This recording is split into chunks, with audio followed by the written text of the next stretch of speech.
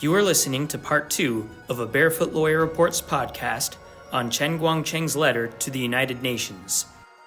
Please check the link in the description for part 1.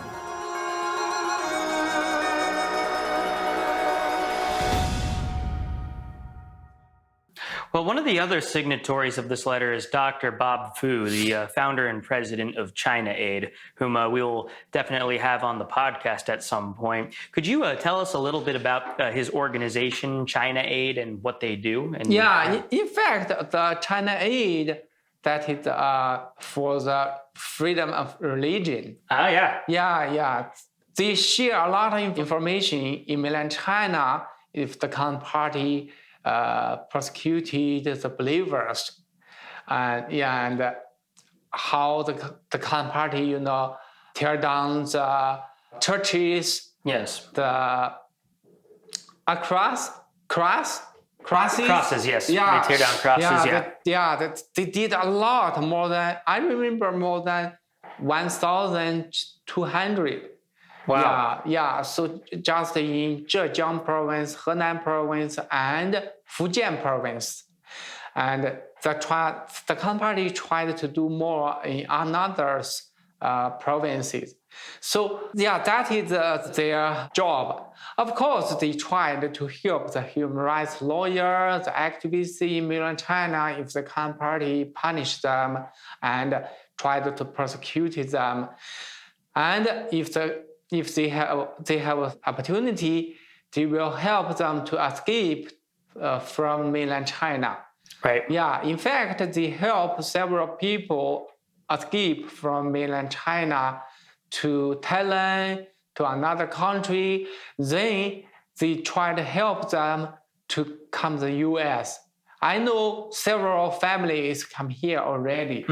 Because of China Aid, yeah? Yeah, the China Aid helped them. So I think they did a good job. Well, and Dr. Foo, Bob Foo, he helped you to come to America, right? In fact, he helped me on the media. Yes. In fact, before we never connected each other.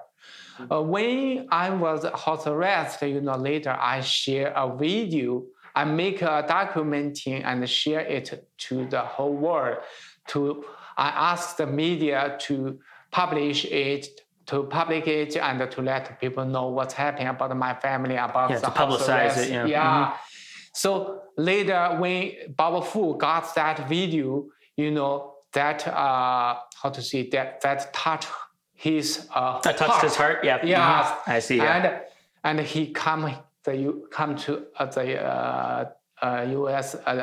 Washington D.C. Yep. And a lot of the media interview him and come to the Congress to ask them to do more about my case, and like that. Yeah. Later, when I escape, he keep concerning my cases and ask Congress Smith to have Representative Chris Smith, right? Yeah. Have 3 hearings to talk my cases. At that time, I was I just come out from the embassy in Beijing, the U.S. embassy, and go to the Chaoyang hospital. He found my phone number from the internet and gave me a call to talk the situation and let me talk something when Congress Smith had the hearings. I said, I want to come to America. So then the Congress asked Obama administration to help us and help my family and I to come here. Yeah, I think China Aid, Bob Foo did a good job. We should support like him. Yeah. So my final question for today as well. So how can American citizens and listeners of the podcast contribute towards making the second half of 2022 a better year for China, right? Yeah, first we should do a pressure to administration now to stop back.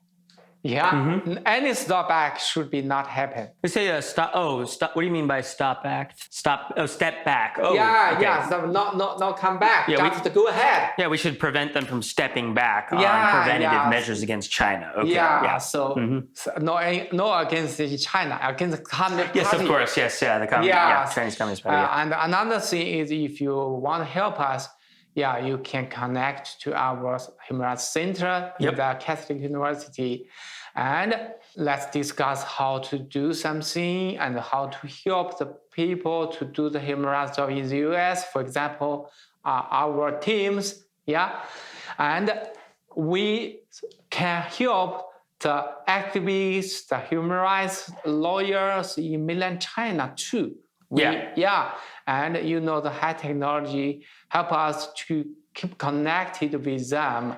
If we try to help them, we can do. Of course, human rights job is very, very, very important. But human rights job still need the resources to continue to make powerful, right?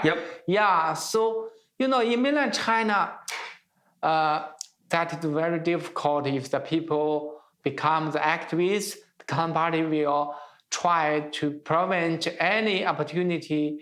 For example, their job, they will call the boss to stop, give them job. To fire them, to fire them, to stop the people, rent the house for them, give them a lot of trouble, so their life will get in trouble. Of course, in the US too, if you do the human rights job, that is, if your job is very good, human rights work still difficult, the company will ask the company, don't give them any money to do the human rights job. If you help the activists or the human rights organization, I will stop to you to go to the mainland China to use the market. Yeah, they'll ban you or they'll blacklist you. There's many stories of even celebrities in the United States who the Communist Party has tried to punish for even saying things like acknowledging Taiwan's independence, right? So I think I think we should join hands to do that. If you are strong, you stand up, use to help to do something. If you're rich, you can donate some money to help the human rights work. Right. If you understand how evil is the Communist Party, you can make a video, audio, use the social media to remind the Western people to know that.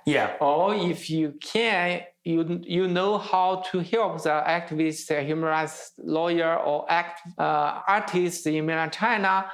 You can use your way to help them from the Western country. We have a lot of ways to do that. Of course, we need the resources. Of course.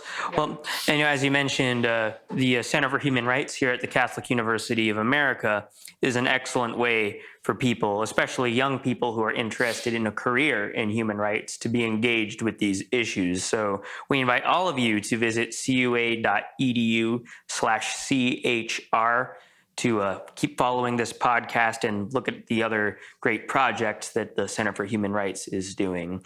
Well, thank you guys very much for joining us on another episode of the Barefoot Lawyer Reports podcast, and we'll see you next time. Okay, thank you, my friend. See you next time.